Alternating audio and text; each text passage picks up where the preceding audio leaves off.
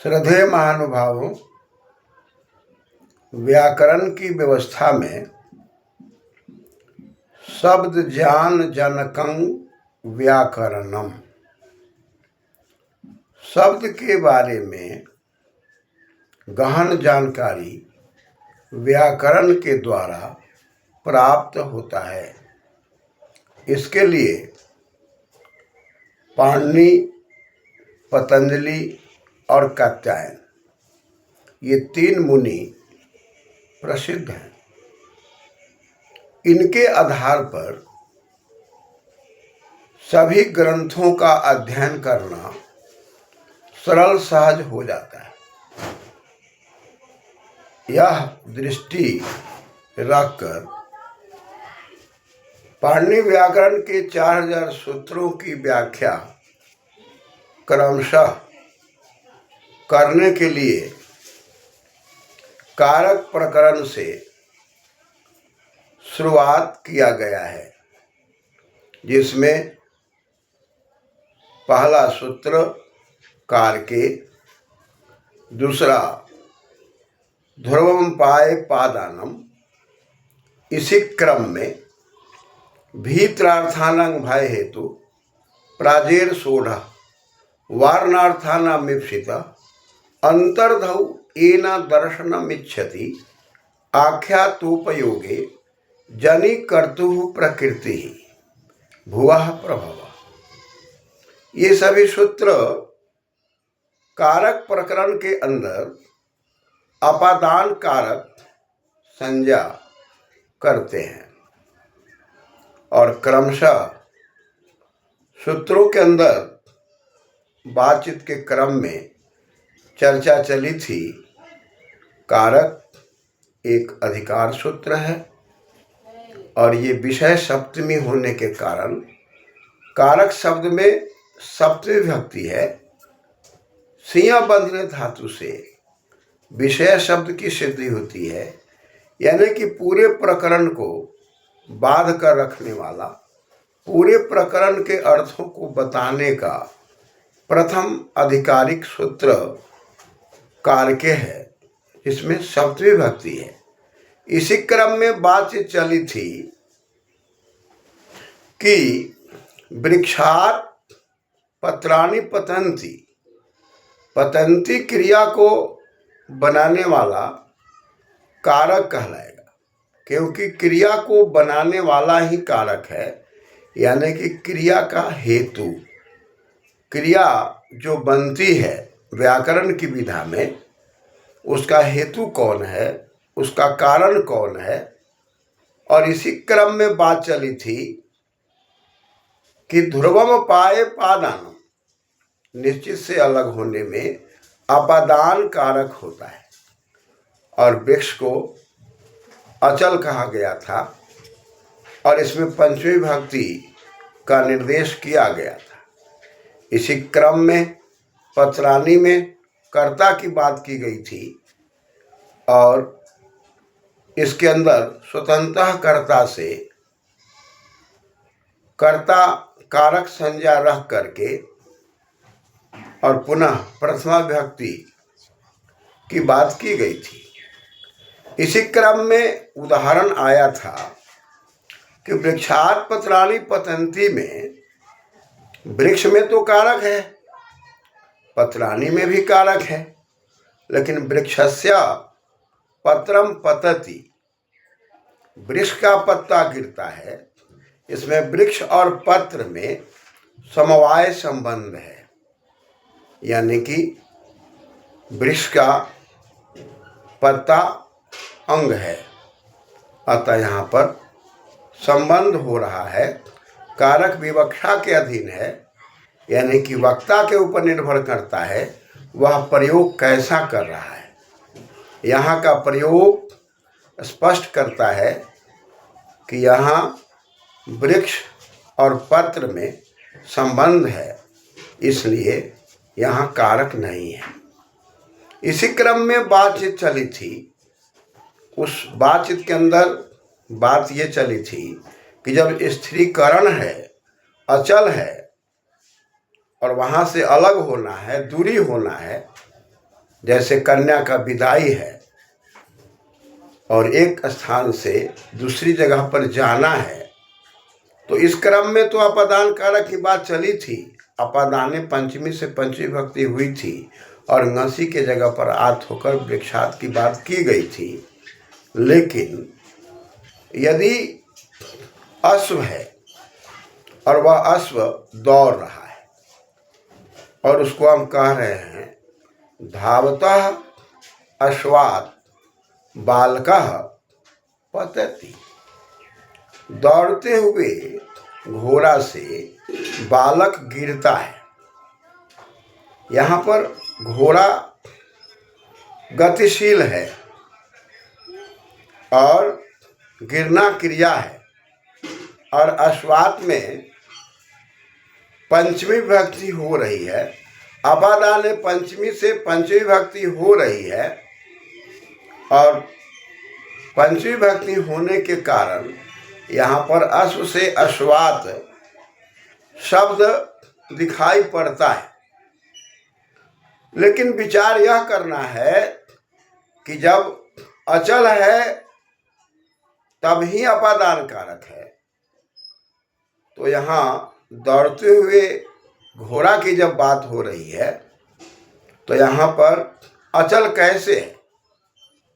तो यह समझना है कि वह घोड़ा यदि गतिशील है लेकिन उसके पीठ पर जो व्यक्ति बैठा हुआ है, जो बालक बैठा हुआ है, वह पीठ के स्थिरीकरण के कारण यहाँ पर अपादान कारक है। इसको दूसरे शब्दों में कहते हैं अवधिभूतम।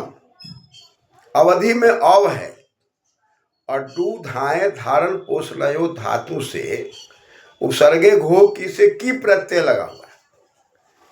अव कहते हैं नीचे की ओर जाना, अलग हट जाना, दूरी बनाने की बात आनी है, और धा में धारण है। तो यहाँ पर जो धारण हो रहा है, जिस समय में बालक अश्व के पीठ पर बैठा हुआ है, वह जो धारण किए हुए है, बैठने की क्रिया जो हो रही है, और जिस में बैठने की क्रिया हुई, भू मने होना, अक्ता प्रत्यय भूतः, वह जो क्रिया हो रही है, वह जो अवधि है, वह जो समय है, अब उस समय से जिस क्षण अलग हो रहा है वहाँ पर अवधिभूत है, वहाँ पर धारण किए हुए है, वहाँ अलगाव होने की बात आ रही है एक घोड़ा के पीठ से, इसलिए यहाँ पर अचल माना जाता है। इसलिए धावता अश्वात् बालकः पतति में यहाँ भी अपादान कारक की बात आती है, और इसलिए अश्व में अपादान कारक माना जाता है, और अपादान कारक होने के कारण अपादान पंचमी से पंचमी विभक्ति हो करके, और अश्व ngसी, ngसी को आत, वृक्ष जो आत अकस वर्ण दीर्घ से दीर्घ की बात कही जा रही है। इसलिए अश्वात् पतति, घोड़ा से बालकः पतति, या घोड़ा से गिरता है, घोड़ा से बालक गिरता है, या दौड़ते हुए घोड़ा से बालक गिरता है।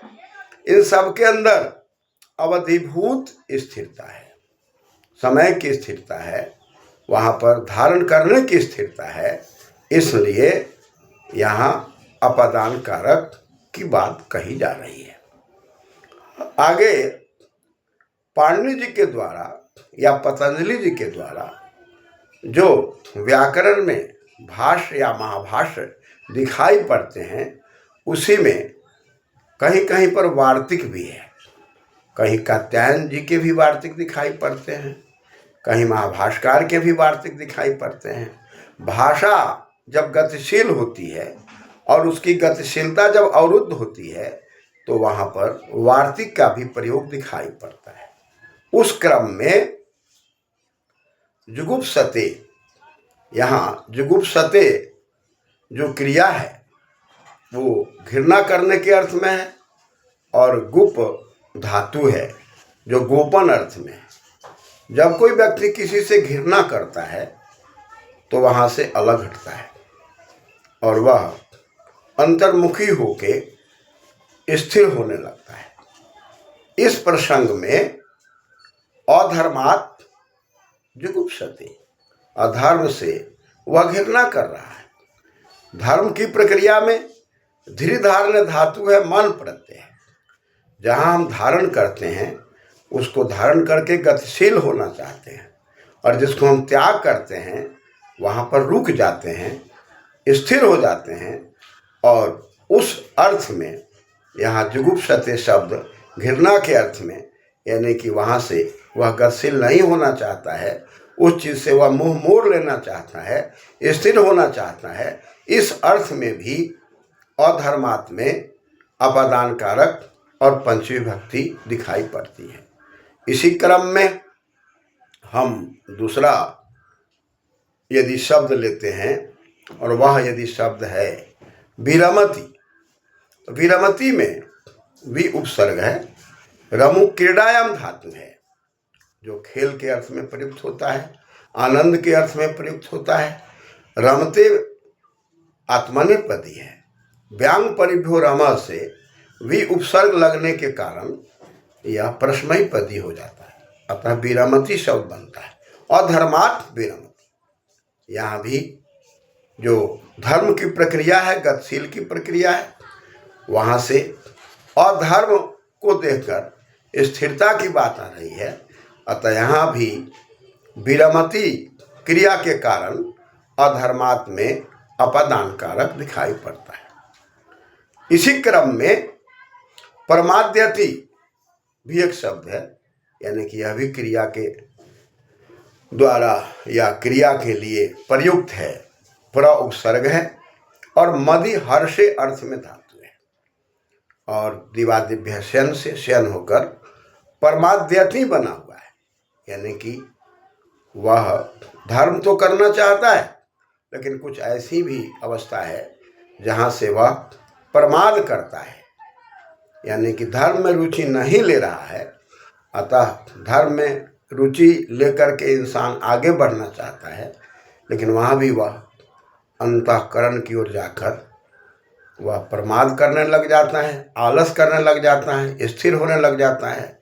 इस अर्थ में परमाद्यति यदि है, प्रमाद करता है, इस अर्थ में यदि है, या हम कहते हैं कि मदि हर्षे धातु है और प्र उपसर्ग लगा करके प्रमाद्यति क्रिया बनाई जा रही है, तो यहाँ भी हम अपादान कारक करते हैं और कहते हैं कि धर्मात् प्रमाद्यति, धर्म से वह प्रमाद करता है। कहने का मतलब जुगुप्सा हो, विराम हो, प्रमाद हो, इस अवस्था में भी अपादान कारक वार्तिक के कारण हो जाता है।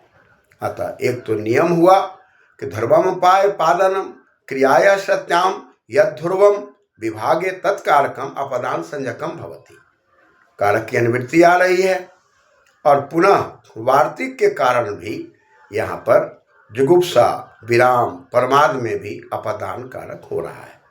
चलन और अचलन, यानी कि चल और अचल की बात आ रही है, तो वहाँ अवधिभूत होने के कारण, पीठ की स्थिरता होने के कारण, या जहाँ पर धारण की क्रिया है, यदि धारण की क्रिया हो रही है, वहाँ से अलग होने की बात आ रही है, उस कारण से भी अपादान कारक होगा।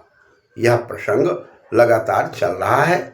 इसी क्रम में अब कुछ वैसी धातुएं आएंगी जिनका कुछ अर्थ होगा, और उस अर्थ में भी हम अपादान कारक और फिर अपादान कारक संज्ञा करके पुनः आगे सूत्रों की व्याख्या की ओर बढ़ेंगे। धन्यवाद।